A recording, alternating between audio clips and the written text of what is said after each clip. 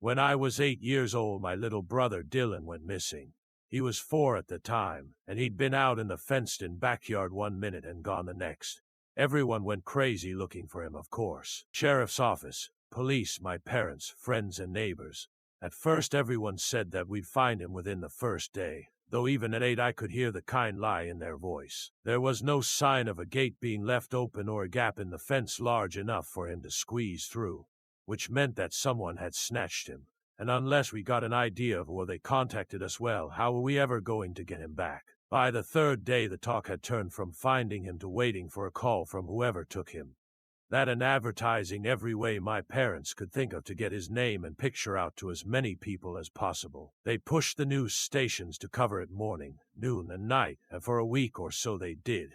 But as more time passed and new stories came in, the daily reminder to call if you saw him got pushed to the back of the hour, and then it was gone. My parents weren't dumb and knew this would happen, of course.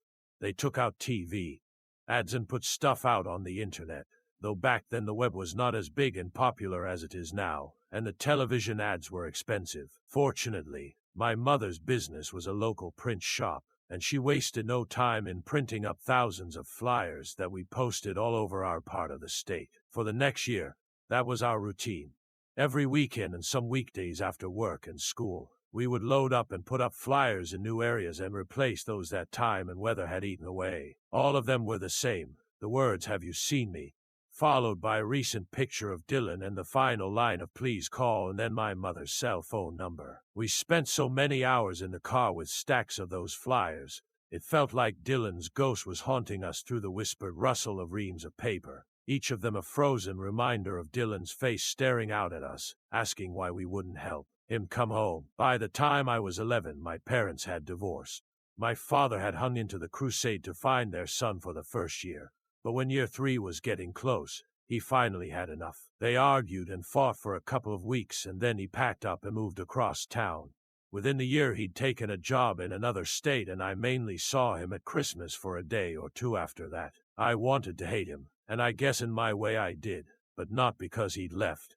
Because he'd left me behind. My mother had become so focused and passionate about finding Dylan that everything else fell by the wayside, and even after any reasonable hope was lost, she didn't slow down. I know from the outside that might sound like a good thing, like she was being a good and dedicated parent trying to find her child, but it was more than that. I didn't know the analogy then, but looking back when I got older, I liken it to a soldier who can't be comfortable in a life without war after so long on the battlefield. It was like she needed it to continue, not just searching for him and putting up the flyers, but being seen doing it, talking to people about it, getting their sympathy and compliments and well wishes. The grieving, heroic mother had become her entire persona, and over time I came to understand she didn't know how to let it go. Still, over time it let go of her.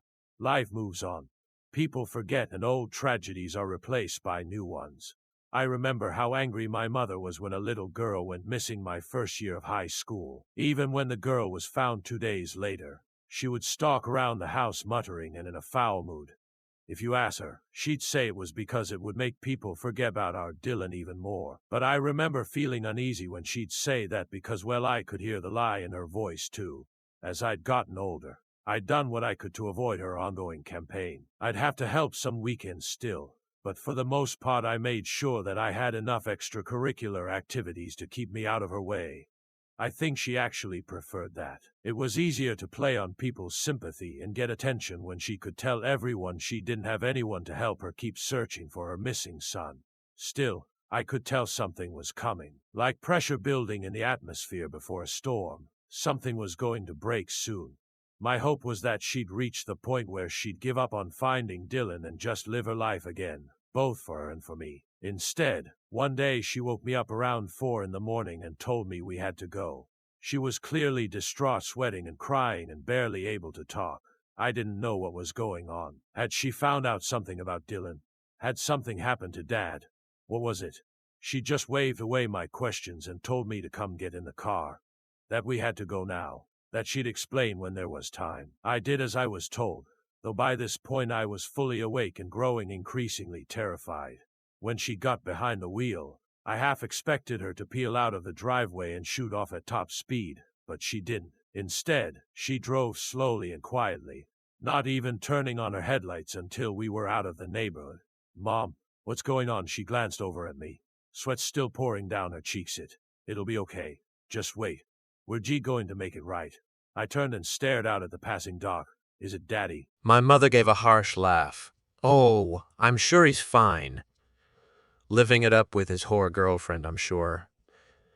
She put a hand on her other arm and rubbed it as she gave me a sour look. I wanted to respond, but didn't quite dare. She was more crazy acting than usual, and I didn't know what might make it worse. So I just sat silent for the next few minutes, wondering more and more where we were going in the middle of the night.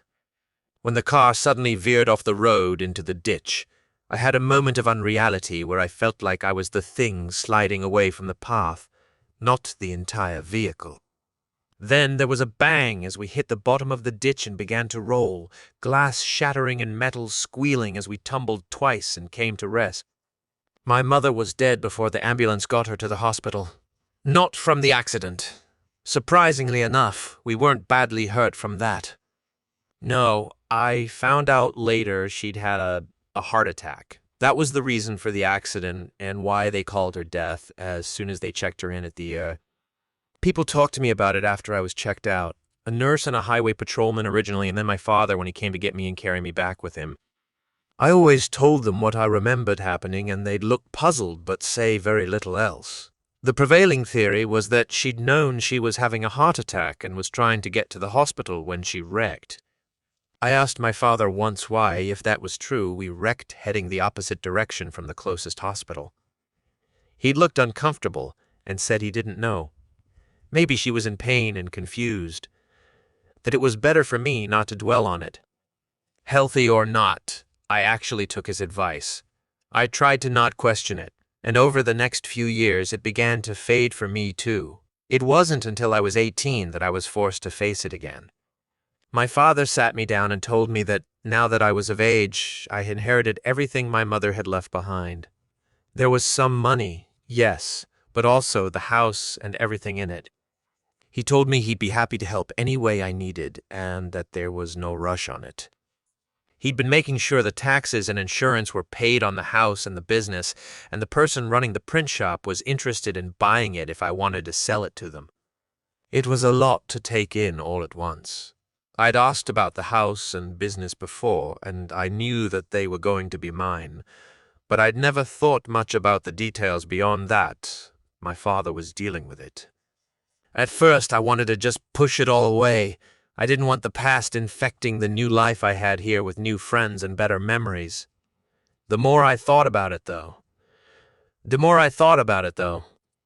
Hiding from things, being afraid of things, that's how they came to own you. I'd seen enough of that to know I didn't want to spend another minute with my past life owning me. So, the next week I flew back to my old hometown. My dad offered to come, but I told him no, partly because I knew she wouldn't have wanted him there, but mostly because I needed to do this myself. I'd look at everything, spend a couple of days there, and then sell anything I didn't want and never look back. It was hard at first, but by the second day I was tired enough of going through boxes and drawers that the fatigue and monotony drowned out most of the weird sadness I felt. I'd been dreading the attic from the start. It had been my mother's overflow junk storage, and there was no telling what all was up there. Running out of reasons not to do it, that afternoon I pulled down the stairs and headed up to see what was waiting for me. It wasn't as bad as I'd expected. A few small tables and chairs sat piled up in one corner, and there were a couple of moth-eaten rugs and piles of curtains sloppily wadded up against one wall. But otherwise, there were just a few boxes and a couple of old trunks sitting crouched in, the shadows like a pair of leather-bound coffins. Opening the first one, my stomach dropped. It was full of Dylan's stuff, some of his baby clothes, pictures of him, a little Cub Scout outfit he loved to wear, even though he wasn't old enough to be a real scout yet. Sniffling, I shut the trunk back and turned to the other one. For the first time since coming back, I felt tears coming. He really had been a great little boy. Who the fuck would? The second trunk had a small padlock on it, and I had no idea why or where the key was. After looking around for a minute for any sign of a key stashed away nearby, I went downstairs and got a knife and a pair of pliers. I didn't break the lock, but I did pry at the latch, holding it hard enough that it finally popped off and skittered away into a darkened corner of the attic. Grasping the trunk lid, I realized I was holding my breath. It would be fine. Just more sad stuff maybe, but probably just cluttered with old junk. What else could it? I froze as I stared into the trunk. What?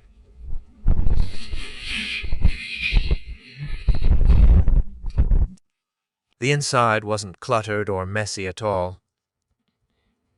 Instead, it was neatly arranged into 6 columns of stacked colored paper.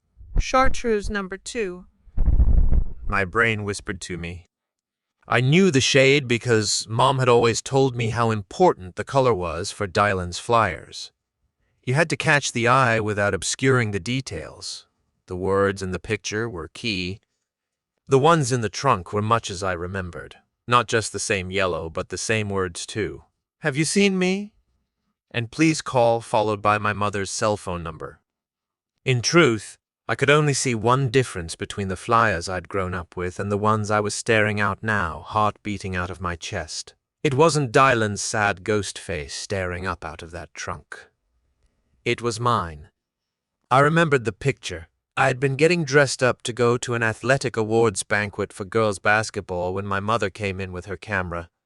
She wasn't going to the banquet, of course. She had flyers to put out 2 counties up and was already running late. But before my friend and her mother got there to pick me up, could she just take a couple of pictures? I just looked so pretty, and she was so proud of having such a pretty girl. I tried to resist. I was running behind, and she was acting weirder than usual, and I really just wanted her to go on and go before my normal friend and her normal mother got there. But then she got that tight, almost angry, but not quite angry look she sometimes got, and I knew it was better to give in. Putting on my earrings, I followed her outside and posed next to the backyard fence. Once she snapped a few pictures, she seemed satisfied and headed out the door. I thought it was all strange at the time, but then everything was strange back then. And to be fair, I didn't really have that long to ponder it, because the following week she woke me up in the dead of night and said I had to come with her. That we were going to make it right. I understood now what she had meant and what she had meant to do, seeing that picture of a past me staring up from a week before I went out with her into the dark. I wish I could tell her to not stand there, but to run. To run away from the thing she was living with, because if she stayed one night she'd be drug out into the black, and only one of them would be coming back. I closed the lid on the trunk with a shaky hand. At least it was me, and that was true, but somehow that didn't make any of it better.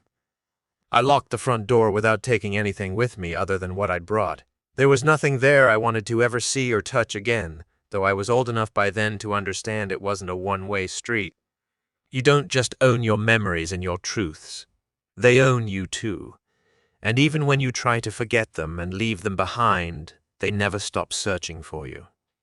All you can do is be ready, and when they find you, turn away from the beckoning hand reaching out of the dark.